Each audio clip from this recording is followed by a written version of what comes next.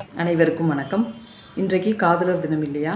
மே நாட்டில் பயன்படுத்துகிற சில விஷயங்களை நம்ம பயன்படுத்துகிற மாதிரி இந்த காதலர் தினமும் உள்ளுக்குள்ளே வந்து இப்போ எல்லாருமே கொண்டாடிக்கிட்டு இருக்காங்க. ஆனால் உண்மையிலே காதல் அப்படிங்கிறது ஒரு அற்புதமான ஒரு உணர்வு.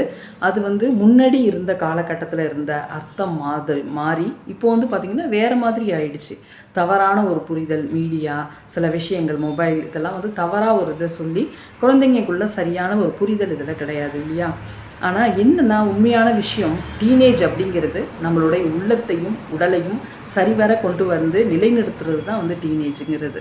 அந்த ஏஜில் படிக்க வேண்டிய வயசில் நம்ம இந்த காதல்ங்கிற ஒரு விஷயத்தில் ஈடுபட்டோம் அப்படின்னா அந்த காலகட்டம் தாண்டினதுக்கப்புறம் நம்ம ரொம்ப ஃபீல் பண்ணுவோம். நம்ம நல்லா படிச்சிருக்கலாம், இன்னும் வாழ்க்கையில் சாதிச்சுக்கலாம் அப்படின்னு சொல்லிட்டு நிறைய விஷயங்கள் வருவோம். அப்போ வந்து நம்ம நினச்சா கூட அந்த ஏஜுக்கு போக முடியாது. அப்போது ஒவ்வொரு காலகட்டத்தையும் சரியாக நம்ம பயன்படுத்தினா தான் இந்த பூமியில் நம்மளை நம்ம நிலைநிறுத்த முடியும். அதனால் சில பேர் வந்து வெவ்வேறு விதமாக அதை பேசுவாங்க. ஆனால் உண்மையான விஷயம், நம்ம பெற்றவர்களுக்கும் நமது குடும்பத்துக்கும் நம்ம வந்து செய்ய வேண்டிய மிகப்பெரிய நல்ல விஷயம் நம்மளை நாம் யார் நிலைநிறுத்துறது தான். அப்போது இந்த டீனேஜுங்கிற படிக்கிற வயசில் நம்ம தேவையில்லாத விஷயங்களில் ஈடுபடாமல் நல்லா படித்து சாதனைகள் பல புரிஞ்சு வாழ்க்கையில் ஜெயிச்சு நல்ல நிலைமைக்கு வந்ததுக்கப்புறம் வர்ற காதல் தான் என்றைக்குமே நிலைத்து நிற்கும். அதற்கு யாருமே ஆப்போசிட்டாக சொல்ல மாட்டாங்க. அதனால் காதல் நல்ல ஒரு உணர்வு. ஆனால் அந்த உணர்வை உண்மையாக புரிஞ்சுக்கிட்டு வர வேண்டிய நேரத்தில் வர வேண்டியது தான் அற்புதமாக இருக்கும். நன்றி.